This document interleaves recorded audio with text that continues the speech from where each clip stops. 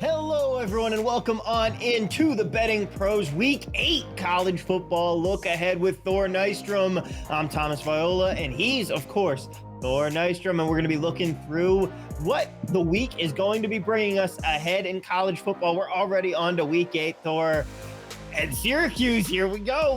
We're getting excited now.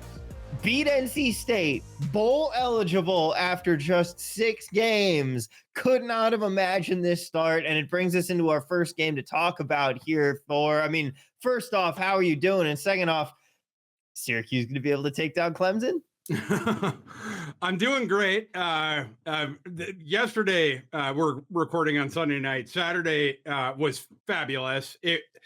It had gotten as much hype, more hype than any other Saturday this season so far, and maybe even over last season Saturdays as well.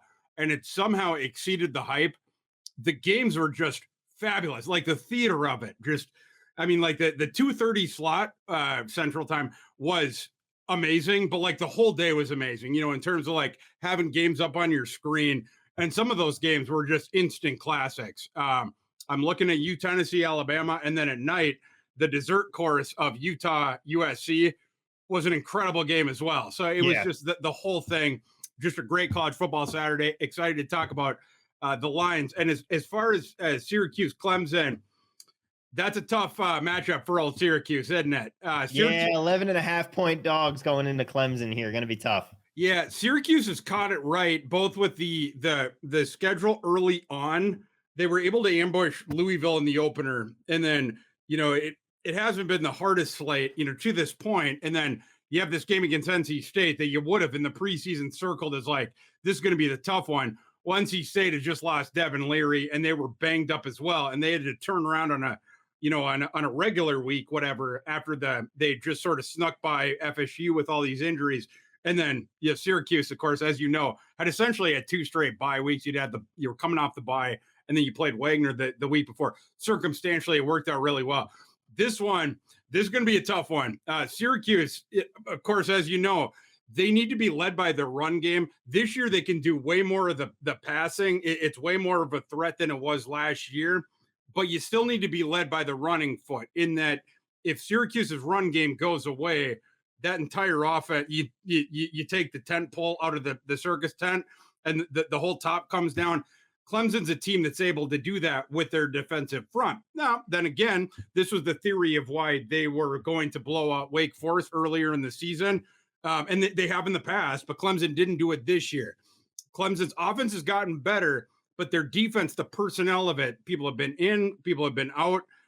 They have not been quite as consistent defensively as we thought coming in. Their secondary has played better. I will say that. Initially, first couple weeks of the season, Clemson was getting torched through the air. That's gotten a little bit better. But if Clemson's able to take away that run game of Syracuse, they're going to run away with this thing. But we'll see about the health of their front, who is active, who is 100%, where they're going to be able to play the lion's share of the usage. Because of circumstances, Clemson, their front seven, vaunted for sure, talent-wise, the best in college football this season. But because of all the moving parts, they've had to minimize guys' roles, limit snaps, and or guys just being out. So we'll see how that goes. But if they're able to shut off the tap of Syracuse's run game, they're going to be in a really good spot here. Yeah, I'm more than nervous. It's hard to be nervous when you're 11.5-point dogs. You're just hoping that something can happen. We'll have to see in this game. And you hit the nail on the head with the success from yesterday. It was a fantastic day. I have another buddy who gives me a couple college football picks a week, and I just he knows the sport enough where I'm following him pretty comfortably blind. And yesterday I just had the inkling. I was like, you know what? I took 4 of them, put them in a little parlay. Ended up with a nice little bonus out of the day, which is good because I've taken a bath on NFL so far this Sunday. But speaking of teams that took a bath here, Ohio State is going up against Iowa, and I think that this might be the game where we finally get more than a couple touchdowns in an Iowa football game, don't you think here, Thor? Minus 29 in the horseshoe of the Buckeyes. Boy, do I hope so. Because if not, this one could turn into a margin thing real quick. We're going to know really early after the kickoff, probably in the first, half of the first quarter, whether Iowa can be viable whatsoever. Iowa obviously wants to turn it into a rock fight Ohio State is going to try to impose a track meet on them.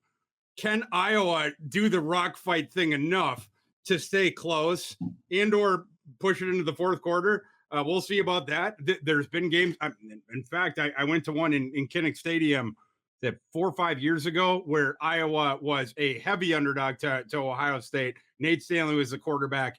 Iowa ambushed Ohio State in that game.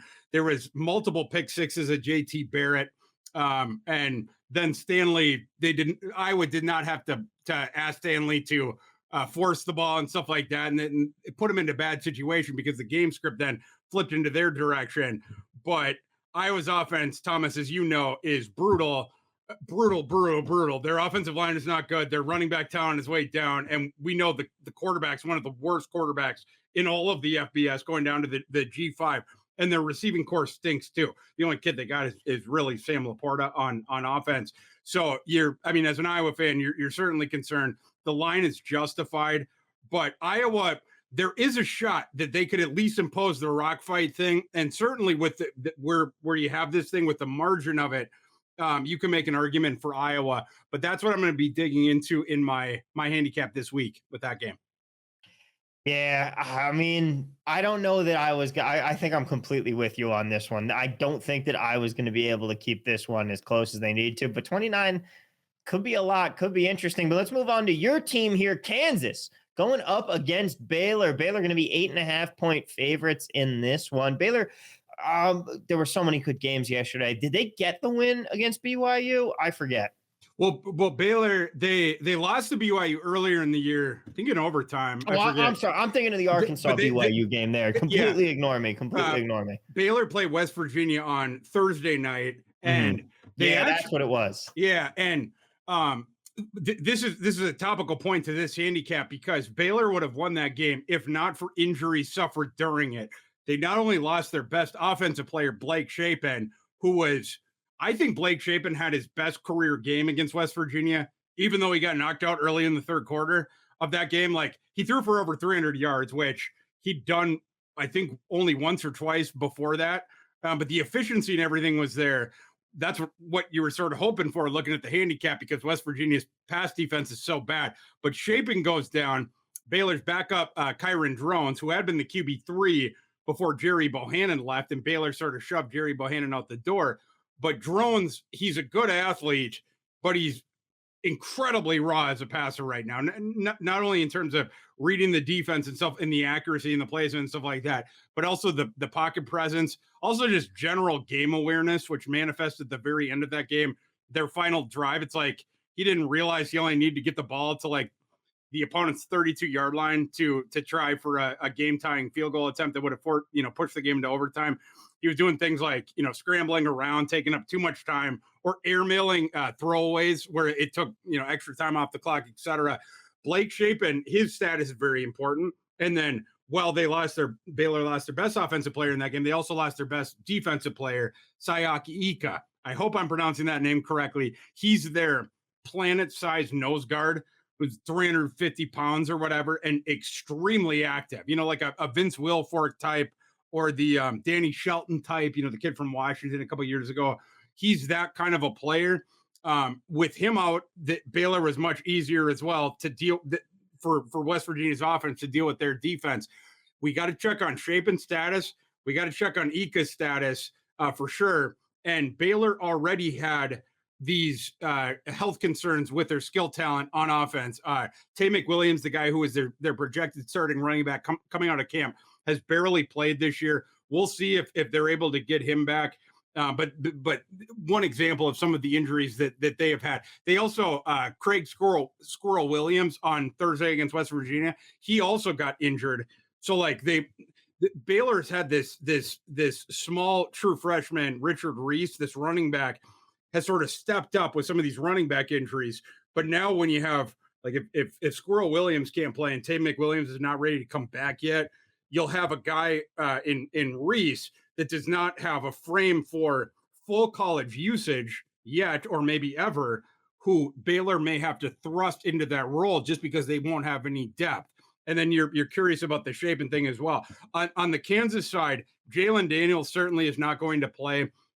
There was an interesting report by believe it was Pete Thamel. I hope I'm remembering this right. I believe it's Pete Thamel that reported this. And apologies if I got the reporter wrong.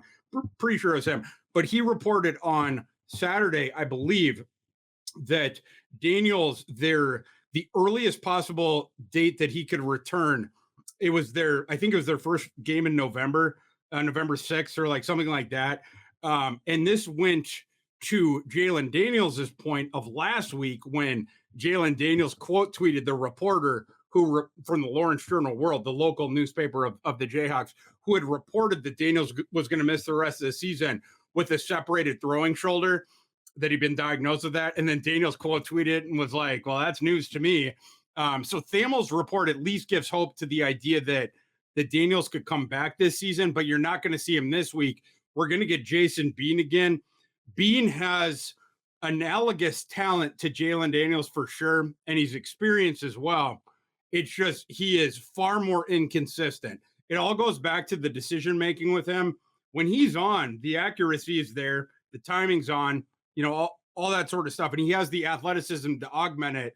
Jason Bean was a track star in high school in Texas, arguably the fastest player on the Kansas roster, including the secondary. But the decision-making can come and go with him.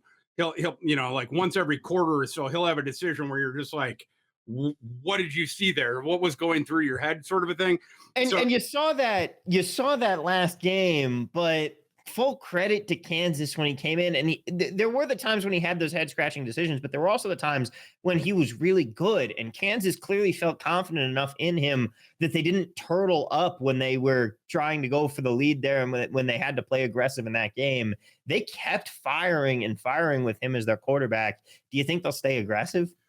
1000%. Yeah. Selectively aggressive is the way I put it. Cause Leopold's system, you manage to stay efficient while you open up opportunities for the explosive plays.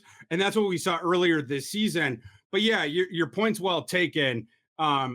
Being sort of facilitate or helped out the Oklahoma defense on a couple of times, a beleaguered Oklahoma defense.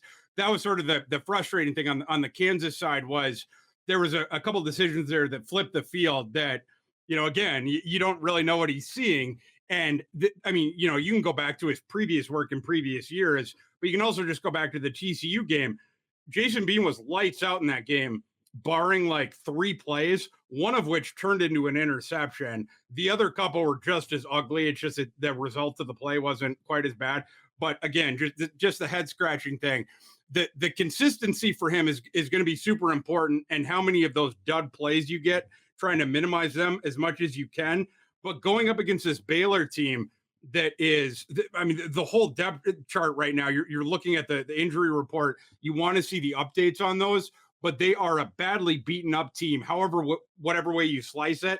And if Blake Shapen isn't starting, the drop off from Shapen to Drones certainly is bigger than the drop off from Daniels to Bean. And then if Baylor doesn't have their planet-sized war daddy in the middle in Ika, it's going to be easier for Kansas to run, which will increase the efficiency of the Kansas offense, which again is going to facilitate the explosive plays. If Kansas can't be efficient on offense, those explosive plays won't be there for them.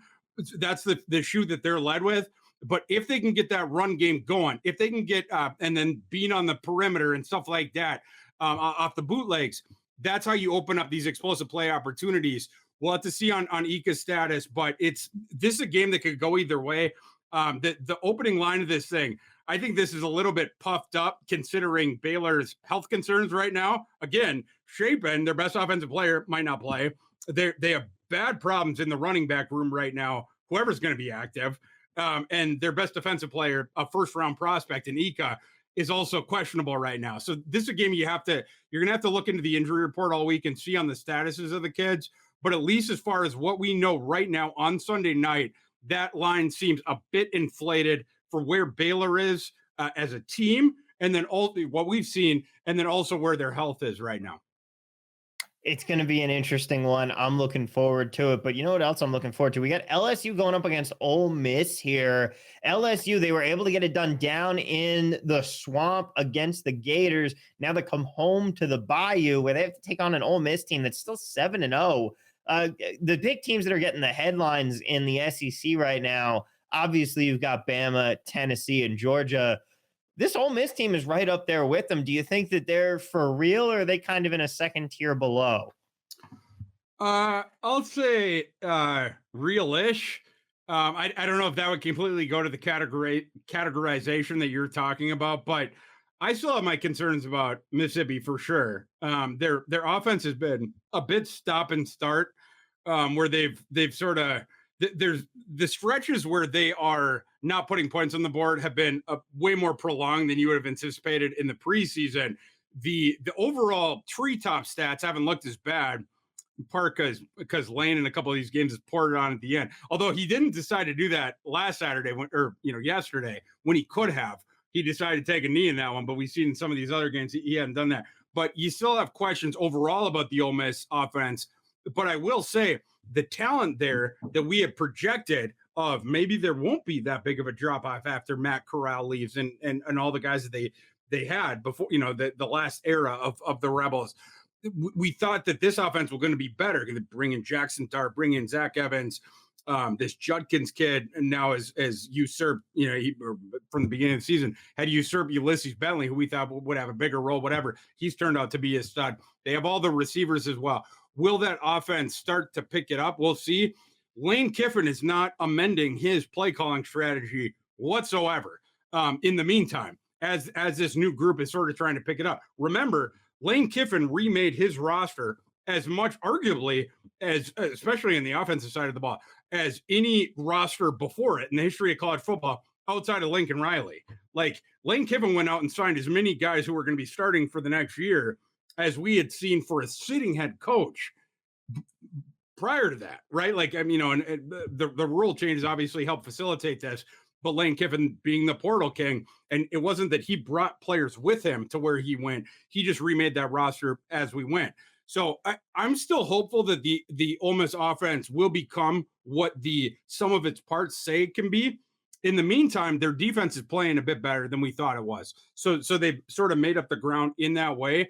But Ole Miss is on offense. They're still playing at the number one pace in the entire country. They're still playing at that breakneck pace.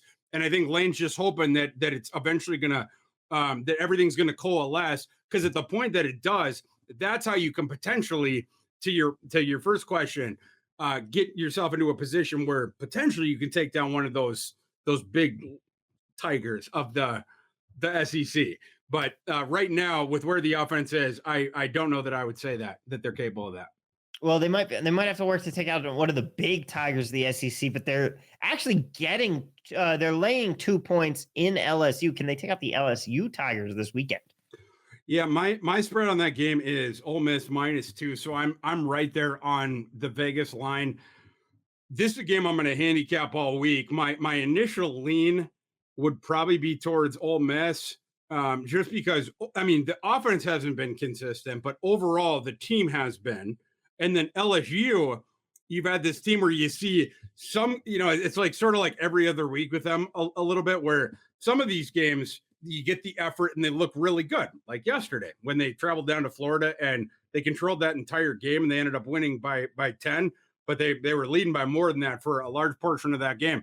But then you have these other games where it's like Brian Kelly was lamenting after the Tennessee game. And we now know that Tennessee is awesome for sure, but it wasn't, Tennessee didn't beat them by almost 30 points in Baton Rouge. Because of that, LSU helped them to do that as well. You had the fumble of the opening kickoff, and then it didn't seem like LSU's effort was awesome the rest of that game, or even the continuity of the strategy. And then it started to get away from them, and then it started to get ugly. With LSU, you can't get your finger completely on the motivation of that team, etc. But coming off of the big win, this would be the time for me where I'd sort of lean the other way, especially with an Ole Miss team that I'm starting to trust a little bit more overall, even though I don't completely trust that offense yet, but they have the pieces, like I said, and projected them to be better in the summer. Now, how about this next game that we've got up here? It is going to be another banger, Texas and Oklahoma State. OK State, they lost to TCU in that ridiculous overtime game, 43-40. Now they have to come back and take on a Texas team that does look pretty back. Is Texas just going to continue on this upwards ascent? Yeah, they didn't get though. They didn't get what they were looking for versus Bama, but they've still looked like a good team so far. And Quinn Ewers is playing ball. Yeah, the yesterday when Texas played Iowa State was the classic Texas sleepy spot coming off the week where everyone says Texas is back, and it was the classic Iowa State ambush spot meeting. And we saw it, like it became a coin flip game at the end of the game. I actually think Texas got lucky there. It wasn't just one call. There was a couple calls at the end of that game, or no calls, that a lot of people thought maybe should have gone the other way. And there was the fumble where was Deckers' knee down, etc. Texas was, either way you slice it, Texas was very fortunate to escape with that win in a game where they, at some points during the week, they were a 17 or a 17.5 point favorite in the market. I think it closed, it's closer to like 15 because then the Sharps got involved and, realized what the spot was, what it was. You would figure, at least playing pop psychologist with the teams, which I'll put that hat on, you'd figure that you're going to get a more motivated Texas team this week after the sleepy spot and after they almost just blew it against Iowa State. You'd figure you would get the better performance this week traveling to Oklahoma State. I happen to think that Oklahoma State, a lot of what they're doing is smoke and mirrors, this team of Oklahoma State, but they're still doing it, right? Like they outplayed TCU for the large swath of that game. And then it went against them at the very end. They ended up losing that one in the overtime, but they continue to exceed my expectations in this game. I don't think I could back, like where the line open and where you anticipate it going. It's at 4.5. My line on this game is Texas -2. To me, it's closer to a coin flip. I can't lay over 4 points with Texas in this spot one way or the other. We'll see what happens with the line this week, but for me right now with where it is, it would be Oklahoma State or stay away. Yeah, I like Okie State in this one too. They've looked like a tough team to me, but Texas, they've been interesting as well. But I was honestly surprised that this line was as low as it is at 4.5, and yet even then, you think that it should be closer to 2. I'm with you. It's Okie State or pass for me. Now, how about we got to talk about the other team that was involved in that Oklahoma State game, TCU and Kansas State. Now, K-State getting 5 points against the Horned Frogs, who are undefeated, and all of a sudden, they're the Big 12 champs right now. If they keep this up, they're going to be right there. Do you think that TCU can get the job done? Are they for real, or do you think that they're just waiting for one of these games where they're going to slip up? But how do you think they can fare against Kansas State as 5-point favorites at home? Straight up, you'd for sure lean TCU based on what you'd seen. With where the line is, Vegas dropped this right on what my adjusted line was. My adjusted line in this game is TCU -5.1. It opens at TCU -5. So we're right on that line. These two teams play opposite, right? Like Kansas State want to slow the game. They want to run the ball more. They force a lot of usage to Deuce Vaughn. They're running back. And then the quarterback runs around, yada, yada. TCU now, they do the air raid, but there's a bit of a melding where they also have the downhill running game, and you have the shifty kid in Keandre Miller doing it as well. But their run game is really good as well. But the passing game has become awesome. And that was the problem last year where TCU just couldn't throw the ball. Max Duggan, what a difference a day makes, or what a difference a year makes, going from Gary Patterson and the previous system now to Sonny Dykes in the air raid. Max Duggan looks like a totally different player, and his viability through the air only helps what is probably his best, well, not probably, it definitely is his best trait of his mobility, because he's a tough runner. He's an athletic kid. It seems to have an instinct for it as well. So I like right now, as far as like, should you bet this game early in the week? No, because I like I said, I think this line is right on. It's a game that I'm going to dig into this week. Like I said, as far as the straight up thing, I would certainly lean TCU right now. But as far as the handicap, I'm going to see what happens with this line this week, and then I'm going to dig, a bit more into the ancillary advanced metrics of the on-field matchup between both these teams. Now, the next game that we have up here, Minnesota versus Penn State. Penn State laying 4 in Happy Valley. Can the Gophers make something happen here? Or is Penn State? Penn State feels to me like that team kind of like at that Ole Miss level. They're not quite one of the top teams in the Big Ten. They're right below Ohio State and Michigan for me. But what do you think? Yeah, I mean, this one with the opening line here was going to be interesting to me either way. In sort of trying to suss out what Vegas and was either thinking about Tanner Morgan's injury, the Minnesota quarterback, or what they anticipated the market thinking about it. And like, I sort of thought this line actually, I thought this thing was going to open up higher because my adjusted line in this game is Penn State minus 3.4, but that's with both teams at full strength. Tanner Morgan got knocked out in their Minnesota got upset by Illinois on Saturday. And he went like he had to get carted off and then they took him to the hospital. He was cleared to fly back with the team. So Tanner Morgan is back in Minneapolis, but took a shot to the head. Almost assuredly is going to be in concussion protocol this week. If he is diagnosed or if he was diagnosed with an official medical concussion, I don't think that news there's no incentive for PJ Fleck to say that. In fact, I know after the game, he told the reporters that I don't know any details about Tanner's injury yet. Whether that's true or not, there's no incentive for him to tell the reporters whatever it was. If Morgan was indeed diagnosed with a concussion and if he is indeed in the protocol, you would put him at way iffy to play in this game. And if he does not, Minnesota is about to go into a gunfight without a gun, sort of, because their offense is not passing. They can't generate explosive plays with a pass either way, even when everyone's at full strength. But keep in mind, this is a team that lost Chris Ottman-Bell, by far their wide receiver one, earlier in the season. They already weren't a great passing team even before that. And now if Tanner Morgan's out, and you go down to the second string kid, who I'm not even going to try to pronounce his name, the kid with the Greek last name, he was awful in the Illinois game. It's a big part of the reason why they lost. So if that's the case and Morgan doesn't play and you have to go to this redshirt freshman again, Minnesota's passing game is not going to be there, which will allow Penn State's nasty defense essentially to just stack the box against Minnesota and Mo Ibrahim and try to erase Mo Ibrahim. Mo Ibrahim came back in the Illinois game. He had been withheld from the Purdue one. Some people thought he could have played, but he didn't. Fleck withheld him. He came back for the Illinois game, and he looked fully healthy. He was really the only bright spot for Minnesota on the entire day. We'll see how he can contend potentially with stacked boxes in this one. But in lieu of Morgan's status right now, with it being so up in the air, I'm a bit surprised that this thing only opened at -4.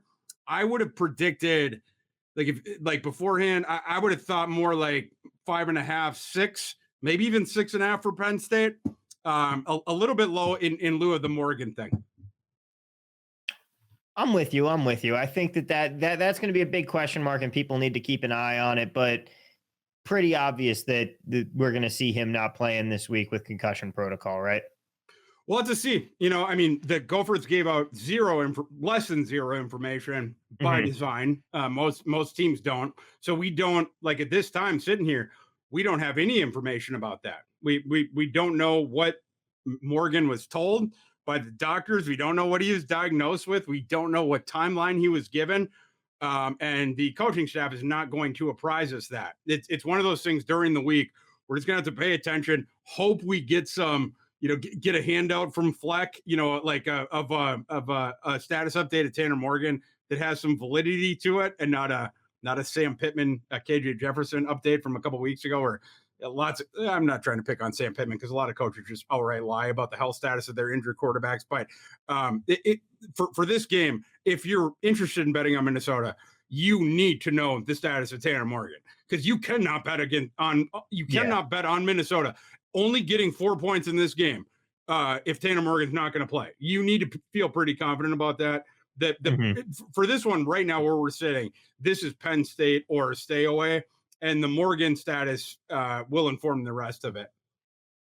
A couple other games that I want to get to here before we head out, Thor. And of course, we have to talk about the big one here. Well, they're no longer the Kings. Tennessee saw to that for now. Alabama and Mississippi State. Bama laying 22.5 points against Mississippi State here in this one. And should we just expect the bounce back? Let's face it, this Bama team has not looked as sharp as they have in previous seasons. Yeah, Bryce Young is still a little banged up, but Bama normally feels inevitable. And this year, they have not felt that way to me.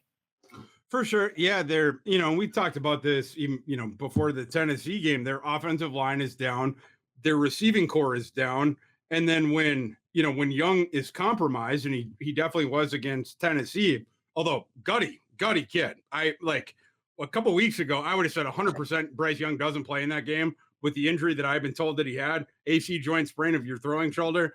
That's always a 2-week plus injury. But Bryce Young came back with only missing one game. So credit to him. Tough kid. That is something that is going to be mentioned during his NFL evaluation, that he toughed it out to come back and play in that enormous game for Alabama and didn't look terrible at all, right? It wasn't the Bryce Young at the peak of his powers for sure, but he gave them the fighting chance where I was saying this last week, but especially in hindsight, it was proven true. If you had Jalen Milroe in there, Tennessee was winning that game by 2 touchdowns or more. Like Alabama wouldn't have been able to literally do anything through the air, and that's the only way that you can attack the Tennessee defense. Bryce Young's status, trying to sort of read between the lines of the quotes you're getting from the Alabama side to see what percentage is he, is very instructive to this handicap on either side of it. Alabama said after the game, Young and then the coaches, the whole party line was, Bryce suffered no ill effects from this game whatsoever. Like he's only going to get healthier from here going out. I don't know about that. We know that Nick Saban is happier to lie about this stuff than almost anyone. So again, we'll have to see. You're going to have to read between the lines a little bit of this one, because Bryce Young's status is so important to that team. He's definitely going to play.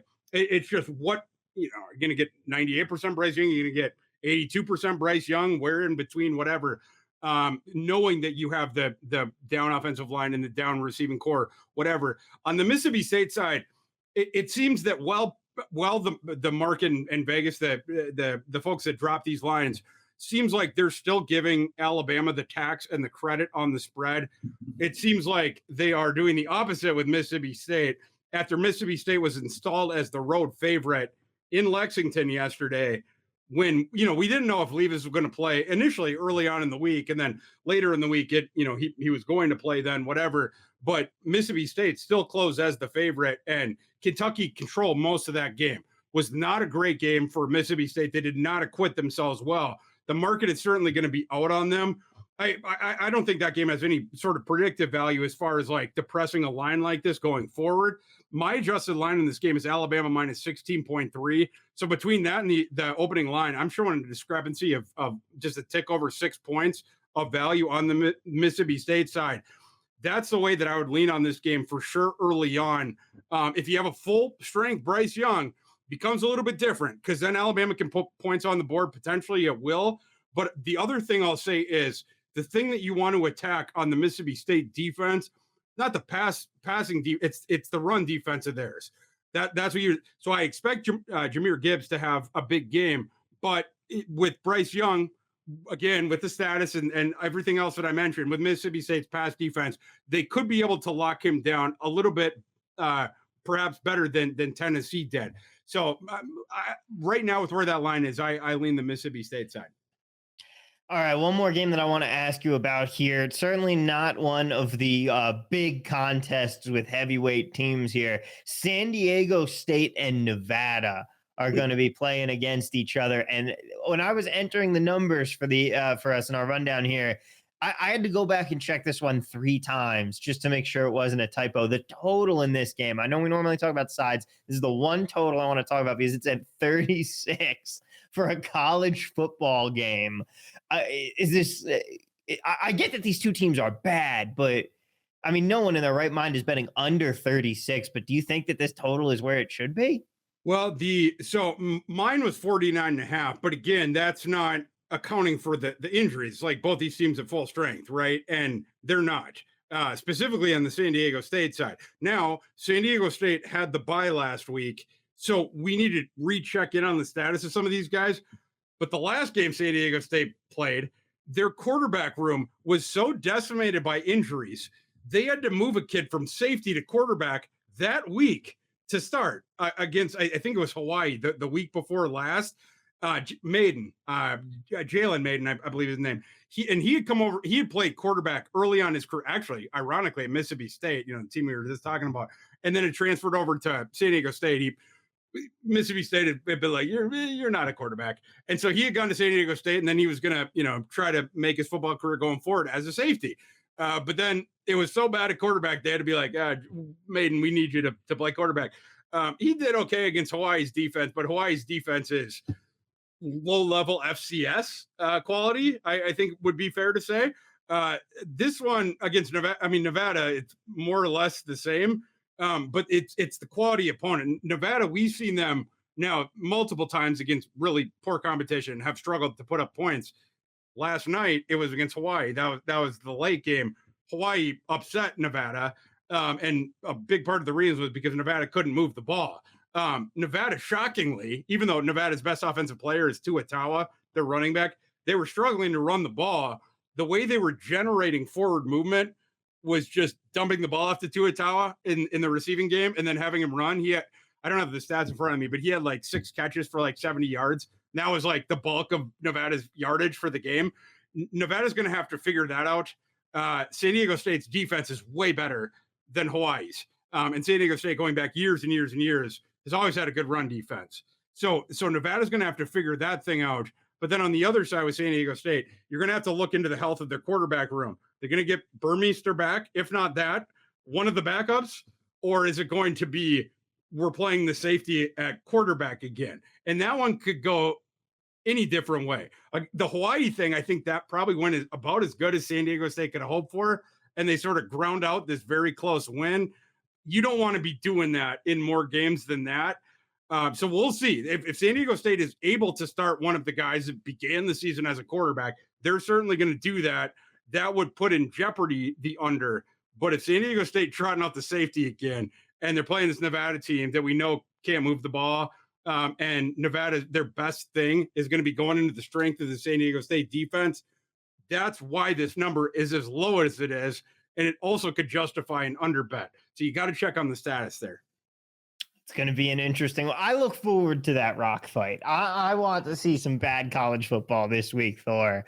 Especially the late night games. You watch the games all day, and it's like you go to Thanksgiving and you just stuff yourself all day, and then on Saturday night, like I'm always sort of ready to pass out, but I can't give up college football yet because I know it's still on. So I have a TV in my room, so I always turn the TV on and then shut the. It's always the Hawaii game, so I'll just watch that in bed until I pass out or whatever. Having these games as the late games, I always watch them, and it's like I actually sort of like the crappy basement games, the garbage games or whatever. Nevada, Colorado State was fabulous a couple weeks ago, and this one should be good in that same vein as well, for sure. It's your Impractical Jokers and George Lopez late night TV where nothing else is on and you're just desperate for anything. And you're like, let's go. We're watching this right now. 1000%. But Thor, if people want to watch some good college football analysis, they're not done here. They can head on over. Well, they have to wait a couple days, but they can head on over and watch you and Scott Bogman on our Wednesday preview show. And then, of course, they can also follow up with you Saturday morning, bright and early at 7 a.m. Eastern, 7 a.m. Pacific time, where you and Mike Farrell are giving away your best picks for the Saturday slate on our day of breakdown. And of course, they can follow you at ThorKU on Twitter as well. Thor, my friend, it's been a pleasure. Let's go orange this week and rock chalk Jayhawk. We'll see you guys next week.